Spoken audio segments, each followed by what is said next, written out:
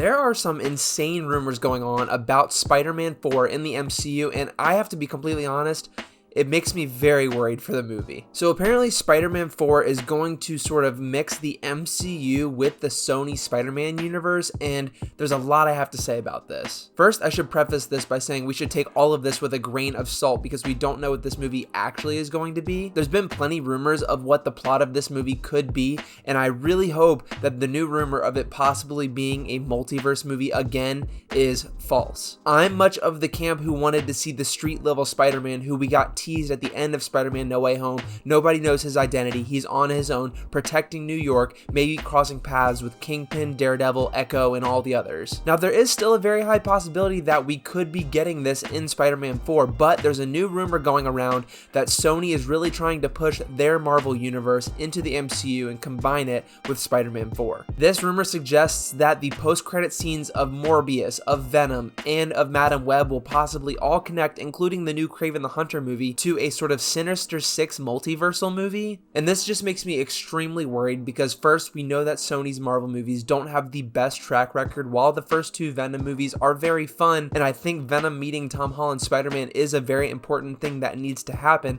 I don't think doing it in a Sinister Six way is the best way and frankly just not a good way at all. We all saw how badly Morbius bombed at the box office, and more importantly how awful the post-credit scene with Vulture being pulled from the MCU into the Sony universe saying I want to hunt Spider-Man. It just made no sense, and nobody wants that so-called storyline to continue. We all just kind of want to forget about it. It makes me extremely worried for the film because Tom Holland's Spider-Man in the MCU has been such an integral character and is going to sort of be the face of the MCU moving forward into Secret Wars apparently. And I've said this from day one recently with the new Madam Web trailer, you can't have a Spider-Man universe without a Spider-Man. Go watch my video on the Madam Web trailer. I go into detail on why this is kind of ridiculous and why we even have a Sony Marvel universe without a Spider-Man. And while I am excited for Kraven because the trailer does look really good, he does seem like a character who could possibly have a standalone story. Other characters like Madam Web and Morbius, why? And the fan reception has not been great, so why are you going to take Tom Holland's Spider-Man, who is so beloved by fans,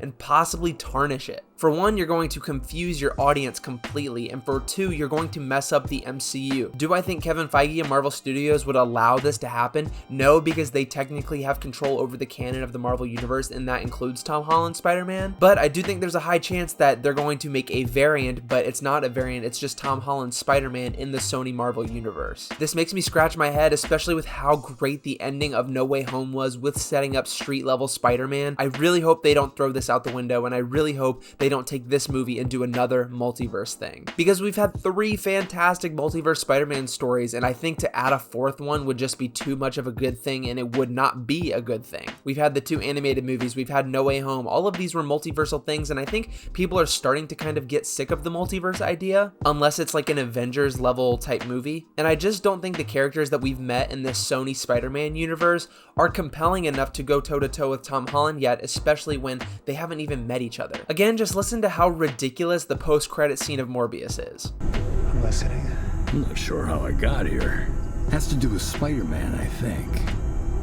I'm still figuring this place out, but I think a bunch of guys like us should team up.